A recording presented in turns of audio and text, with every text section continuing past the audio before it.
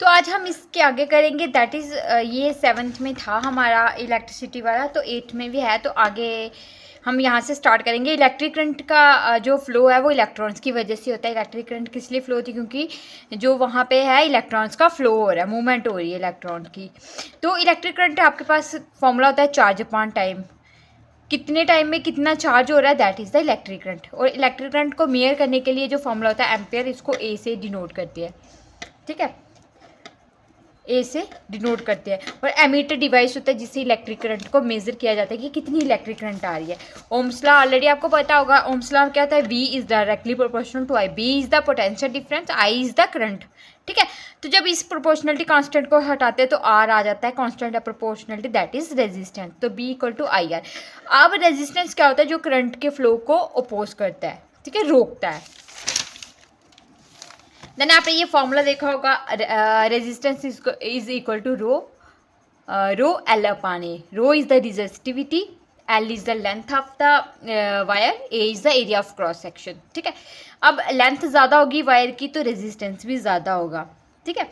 Area of cross section की बात की जाए तो एरिया ऑफ क्रॉस सेक्शन अगर ज़्यादा होगा तो रेजिस्टेंस कम होगा। एरिया ऑफ क्रॉस सेक्शन कम होगा तो रेजिस्टेंस ज़्यादा होगी। ये इन्वर्सली और ये डायरेक्टली प्रोपोर्शनल है, ठीक है।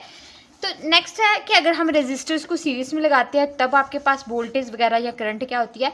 अगर आपके पास 2-3 रेजिस्टर्स हैं, अगर आप उसको पैरेलल में लगाते हो तब आपको मतलब क्या फॉर्मूला होता है ये आपको पता होना चाहिए। जब आप रेजिस्टर को सीरीज में लगाते हो, अगर 3 रेजिस्टर है तो आपकी जो इनपुट वोल्टेज किसके इक्वल होगी? वो जो तीनों रेजिस्टर्स होंगे उनमें जितनी वोल्टेज होगी उनका प्लस करके आएगी, ठीक है। उसके बाद उनमें करंट कितनी होगी? वो सभी में जो करंट होगी वो इक्वल होगी, ठीक है। चाहे आप I1 की देखो, I2 की देखो, I3 की देखो, मतलब जो भी रजिस्टर में करंट फ्लो हो रही है तो वो सारी इक्वल सी होंगी, तो आप एक ले सकते हो उसको, ठीक है। और इक्विवेलेंट अगर रेजिस्टेंस हमें निकालना है तो हमें तीनों रेजिस्टेंस का प्लस करना पड़ेगा, ठीक है। और पैरेलल में क्या होता है कि आपकी जो इनपुट वोल्टेज होगी वो तीनों के इक्वल होगी क्योंकि वो पैरेलल में। अब सीरीज में क्या होता है कि एक रेजिस्टर यहाँ लगा है, दूसरा उसके आगे लगा है, तीसरा उसके आगे लगा है। पर पैरेलल में होगा एक यहाँ लगा है, ये एक है सर्किट, दूसरा यहाँ पे लगा है पैरेलल है, तीसरा यहाँ पे लगा है, मतलब एक दूसरे के पैरेलल है रेजिस्टर। तो इनपुट वोल्टेज क्या होगी? वो तीनों का सम करके आएगी। और इक्विवेलेंट रेजिस्टेंस क्या होगा? 1/, equivalent resistance equal to 1/R1। जो रेजिस्टेंस 1 का रेजिस्टर 1 का रेजिस्टेंस होगा, सेकंड का जो होगा और थर्ड का जो होगा, वो तीनों का आपको ये वाला फॉर्मूला लगाना है, ठीक है।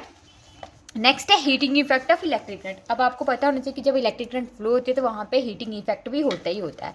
When an electric current flows through a wire it heats up.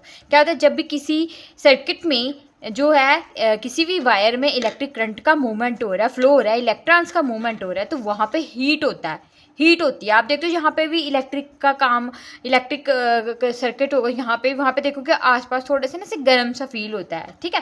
तो heat generated in a wire depends on the length, material, thickness of the material. अब हीट कितनी जनरेट होगी वो डिपेंड करता है उसकी लेंथ पे, उसकी मटेरियल पे, उसकी थिकनेस पे, ठीक है। नेक्स्ट है फ्यूज़। फ्यूज़ क्या होता है? फ्यूज़ क्या होता है? सेफ्टी डिवाइस होगा made up of an alloy of tin and lead. जो मतलब टिन और लेड के अलॉय से मिलता है, इन दोनों की मिक्सिंग करके जो मटेरियल बनाया जाता है दैट इज़ द फ्यूज़ होता है, उसको सेफ्टी डिवाइस बोला जाता है। और इसमें क्या होता है? इसका रेजिस्टेंस हाई होता है। रेजिस्टेंस क्या काम करता है? करंट के फ्लो को रोकता है ना। हाई रेजिस्टेंस होगा मतलब वो ज़्यादा करंट को रोकेगा। Low melting point. Melting point low होने से क्या होता है कि वो जल्दी मेल्ट नहीं होगा। अगर ज़्यादा हीट आ रही है तो वो इतनी जल्दी मेल्ट नहीं होगा, है ना।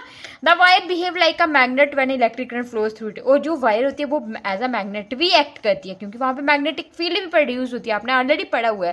वरना इलेक्ट्रिक करंट उसमें से पास होती है जब। तो इलेक्ट्रोमैग्नेट क्या होता है? एक करंट कैरिंग कॉइल होती है। कोई भी करंट कैरिंग कॉइल, अगर कोई करंट कैरिंग कॉइल जो होती है रैप की हुई है किसी भी इंसुलेटिंग वायर में on a piece of iron. आप देखते हो आयरन का पीस होता है, उसके अराउंड आपने मतलब वायर को लपेटा होता है, तो उसी को इलेक्ट्रोमैग्नेट बोला जाता है। ये टॉयस वगैरह में यूज़ होती है, जो भी आपके इलेक्ट्रिकल टॉयस होते हैं, जो ठीक है, जो भी आपके इलेक्ट्रिकल टॉयस है ना, ठीक है, तो वो कौन से उसमें जो यूज़ किया जाता है वो इलेक्ट्रोमैग्नेट यूज़ किया जाता है। केमिकल इफेक्ट क्या होता है? केमिकल रिएक्शन यहाँ पे होगी। Chemical reaction takes place when electric current pass through a conducting fluid. कोई भी कंडक्टिंग फ्लूइड है ना, तो वहाँ पे क्या है कि वहाँ पे अगर इलेक्ट्रिक करंट का फ्लो हो रहा है तो वहाँ पे केमिकल रिएक्शन भी होगी, उसी को केमिकल इफेक्ट बोला जाता है। नेक्स्ट है इलेक्ट्रोप्लेटिंग। अब इलेक्ट्रोप्लेटिंग क्या होता है? The process of depositing a layer of a desired metal on a material by electricity. क्या होता है कि आप क्या करते हो, किसी भी मेटल की जो लेयर है उसको किसी मटेरियल पे चढ़ाते हो इलेक्ट्रिसिटी की हेल्प से, उसी को इलेक्ट्रोप्लेटिंग बोला जाता है। इलेक्ट्रो मतलब इलेक्ट्रिसिटी। अब लेयर किस किस की चढ़ाई होती है? सिल्वर की, गोल्ड की, क्रोमियम कोटिंग होती है, ठीक है। The coating of zinc layer on iron, ठीक है। जैसे आप देखते हो आयरन में जिंक की लेयर चढ़ाई जाती है ताकि क्रोजन ना लगे, है ना। पॉजिटिव नेगेटिव टर्म्स जो दी हैं वो किसने दी है? बेंजामिन फ्रैंकलिन ने। आपको पूछ सकते हैं, जैसे होता है ना पॉजिटिव को क्या एनोड और कैथोड जो बोला जाता है, वो पॉजिटिव और नेगेटिव जो टर्म्स होती है वो किसने बोला है? बेंजामिन फ्रैंकलिन ने बोला है। Charge by rubbing equal and opposite charge when rubbed with each other. आप देखते हो कि अगर आप दो चीज़ों को रब करते हो ना, उसमें चार्ज हो जाता है, चार्ज मतलब प्रोड्यूस होता है, उनमें इक्वल और ऑपोजिट चार्ज प्रोड्यूस होगा जब आप एक उसको रब करते हो। आप देखते हो, आप कंघी को देखना, जब आप अपने बालों में कंघी करते हो ना, मतलब एक कंघी होगी एक आपके बाल हो गए, जब आप कंघी करते हो अपने बालों में तो आप कंघी को नीचे टच करना, देखना डस्ट के जो पार्टिकल्स होंगे वो उसकी तरफ अट्रैक्ट होंगे, इसका मतलब उसमें चार्ज प्रोड्यूस हुआ है रबिंग की वजह से, ठीक है। अब आया कि अनचार्ज ऑब्जेक्ट और एक चार्ज ऑब्जेक्ट होता है, और ये दोनों चार्ज होता है। क्या होता है कि अब जैसे आपका ना मतलब एक जो दो ऑब्जेक्ट को रब करोगे ना, उसमें से एक अनचार्ज होगा और एक चार्ज ऑब्जेक्ट है, जब दोनों को रब करोगे तो वो दोनों चार्ज हो जाएंगे, ठीक है। इफ लेंथ अगर आपके पास 2L है, मतलब आपकी लेंथ को दुगना कर दिया जाए, एरिया ऑफ क्रॉस सेक्शन को दुगना कर दिया जाए, तो आपका रेजिस्टेंस कितना होगा? ये कई बार क्वेश्चन पूछा जाता है। तो देखो रेजिस्टेंस इक्वल टू आपको मैंने कराया resistivity length of wire and area of cross section, ठीक है। तो अगर आपके पास मतलब आपकी लेंथ पहले L थी, ये है, एरिया ऑफ क्रॉस सेक्शन पहले A था, ये फॉर्मूला आपको पता है। देन अगर लेंथ को आपने 2L कर दिया, अब लेंथ की जगह 2L लिख दो, एरिया ऑफ क्रॉस सेक्शन को 2A कर दिया, एरिया ऑफ क्रॉस सेक्शन को 2A लिख दिया। अब ये 2 कट हो जाएगा, वापस रो L अपान A आ गया, है ना। तो ये क्या है? आर के इक्वल, मतलब आपका जो नया रेजिस्टेंस आएगा वो भी पुराने वाले रेजिस्टेंस के इक्वल ही आया, इसका मतलब नो चेंज हुई। तो ये आपको क्वेश्चन पूछ सकते हैं न्यूमेरिकली। अब मैग्नेटिक फील्ड क्या होता है? The region around a magnet or a current carrying wire.